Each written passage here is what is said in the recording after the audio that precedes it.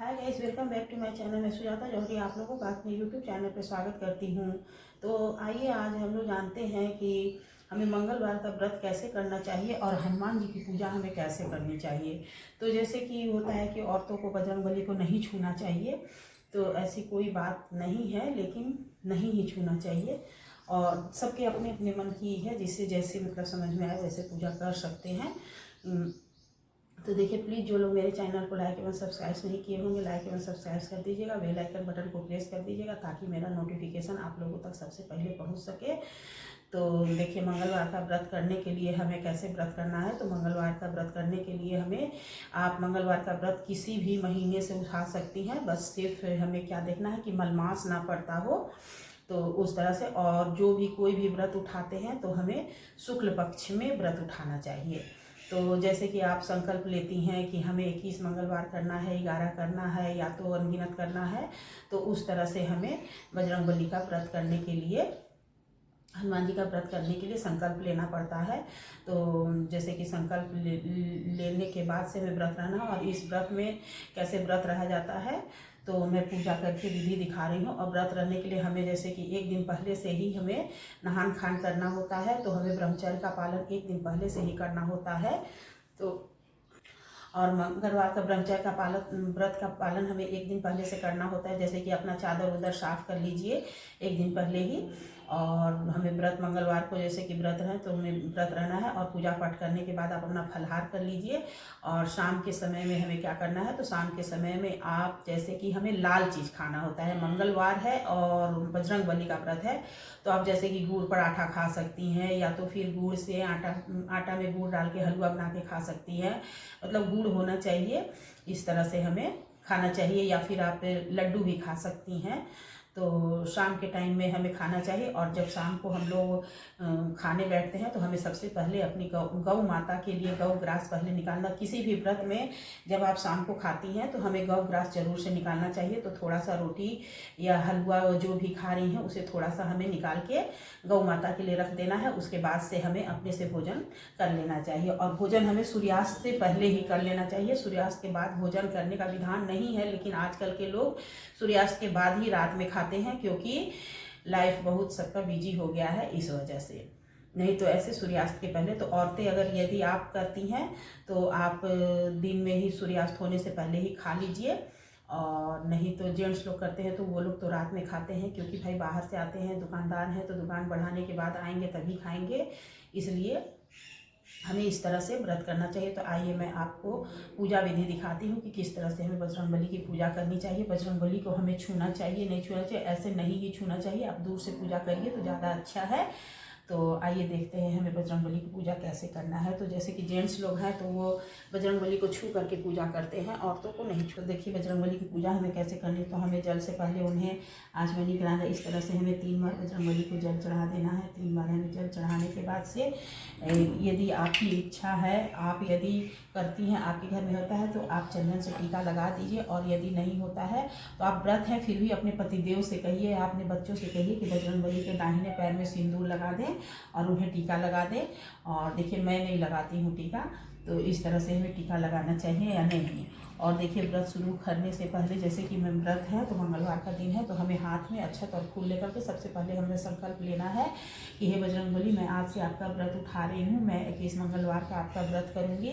इस तरह से कर करके हमें संकल्प ले लेना है। उसके बाद से हमें पूजन शुरू करना है। तो सबसे पहले आचमनी कराना है, फिर टीका चंदन करना है, और उसके बाद से हमें उन्हें फूल चढ़ाना है। तो बजरंगबली को देखिए लाल फूल, गुड़हल का फूल नहीं चढ़ता है। उनके उस दिन व्रत में आप लाल वस्त्र पहनिए, लेकिन लाल गुड़हल का फूल बजरंगबली को नहीं चढ़ता है। बजरंगबली को ऑरेंज कलर का फूल, या तो फिर आपको पीला रंग का फूल मिलता है तो पीला रंग का फूल बजरंगबली को इस तरह से चढ़ाइए। और वो चढ़ाने के बाद से हमें एक धूप दीप जला देना है। तो बजरंगबली के निमित्त हमें एक धूप दीप जला देना है। इस तरह से एक धूप दीप जला देना है, और एक धूप भी हमें इस तरह से जला करके रख देना है। तरह से हमारी पूजा। उसके बाद धूप दीप जलाने के बाद से हमें हाथ को धुल लेना चाहिए। हाथ को धुलने के बाद से हमें दीपक को भी 3 बार ऐसे घुमा के आचमनी कर देना चाहिए।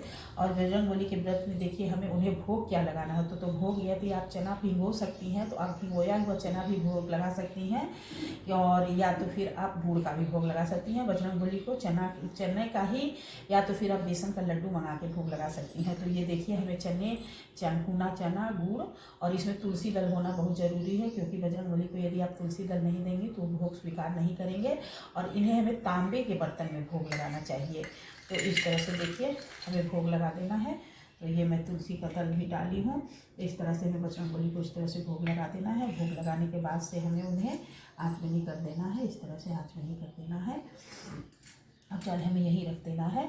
फिर उसके बाद से देखिए हमें बजरंगबली हनुमान चालीसा, यदि आप नहीं पढ़ सकती हैं तो सिर्फ हनुमान चालीसा का पाठ कर लीजिए, और यदि आप कर सकती हैं तो आप सुंदरकांड का पाठ करिए, और नहीं तो सिर्फ हनुमान चालीसा पढ़ लीजिए और हनुमानाष्टक पढ़ लीजिए। देखिए हनुमान चालीसा का पाठ हमें जरूर करना चाहिए।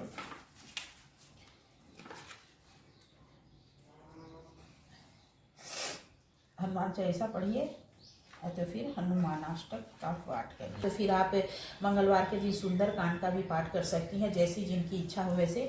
देखिए कहते हैं लोग कि भगवान जी को तो नहीं छूना चाहिए, लेकिन औरतें तो बजरंगबली का पूजा करती ही हैं, और इसमें भी देखिए बजरंगबली बने हुए। लेकिन ये सब मान नहीं है कि मतलब छूना, हमें मूर्ति को नहीं छूना है। और घर में तो आप है तो यदि कोई नहीं है तो हमें सफाई करना होता है तो छू सकती हैं, लेकिन बाहर मंदिर जाने पर हमें बजरंगबली को स्पर्श नहीं करना है। मंदिर में नहीं स्पर्श करना चाहिए, क्योंकि वो प्राण प्रतिष्ठित भगवान होते हैं, इसलिए। तो इस तरह से देखिए मगर हनुमान चालीसा का पाठ कर लेना है। या तो आप सुंदरकांड का पाठ कर लीजिए, या तो हनुमानाष्टक पढ़ लीजिए, और कुछ भी नहीं तो कम से कम हनुमान चालीसा जरूर पढ़िए। 1 बार या 7 बार, ऐसे 7 बार पढ़िए तो ज़्यादा अच्छा है, और नहीं तो फिर 1 बार हमें पढ़ना है। हनुमान चालीसा पढ़ने के बाद से हमें इस तरह से प्रणाम कर लेना है, और फिर हमें आरती कर देना है हनुमान जी की। और कुछ नहीं करेंगे, लेकिन आरती हम कर सकते हैं। तो हमें बजरंगबली की आरती कर देनी है। आरती कीजिए हनुमान लला की, विषगलन रघुनाथ चला की, जाके वन के गिरवर कापे। ये दो आरती हो जाए तो इस तरह से बजरंगबली को दिखा देना है। उसके बाद से नीचे रख करके हमें हस्तपूजन कर लेना है। उसके बाद से हमें भी आरती ले लेनी है, और आरती लेने के बाद से भगवान जी को हमें प्रणाम करके हमें क्षमा याचना करनी है कि हे बजरंगबली, हमसे आपकी पूजा में जो भी भूल चूक हुई होगी उसको नादान बालक समझ के क्षमा करिएगा। और इस तरह से हमें बजरंगबली जी को प्रणाम कर लेना है। प्रणाम करने के बाद से देखिए हमें जो भोग प्रसाद लगा है उसे हमें कैसे उठाना है। तो जो भोग प्रसाद लगा है तो हमें भगवान जी की ओंगी में आरती करके इस तरह से आचमनी कर देना है, और उसके बाद से हमें ये प्रसाद उठा करके रख लेना है। और प्रसाद उठा करके रख लेना, ये प्रसाद अभी आपको नहीं खाना है, क्योंकि अन्न एक बार ही खाना है, इसलिए इस प्रसाद को हमें शाम के टाइम जब आप अन्न ग्रहण करेंगी उसी समय ये प्रसाद भी थोड़ा सा खा करके, और आप ऐसे देखिए ये चना आप यदि घर में भुनी है, बिना नमक का भुनी है तो ठीक है, नहीं तो फिर कच्चा चना यदि चढ़ाइए तो कच्चा चना खा सकती हैं। इस चने को हम नहीं खा सकते हैं, अगर मार्केट का है तो, और घर का है तो आप खा सकती हैं। तो प्लीज़ आप लोग को मेरा वीडियो कैसा लगा हमें कमेंट करके ज़रूर से ज़रूर बताइएगा, और बेल आइकन बटन को प्रेस कर दीजिएगा ताकि मेरा नोटिफिकेशन आप लोगों तक सबसे पहले पहुंच सके। और सभी को जय बजरंगबली की जय, कमेंट में जय बजरंगबली ज़रूर से लिखिएगा।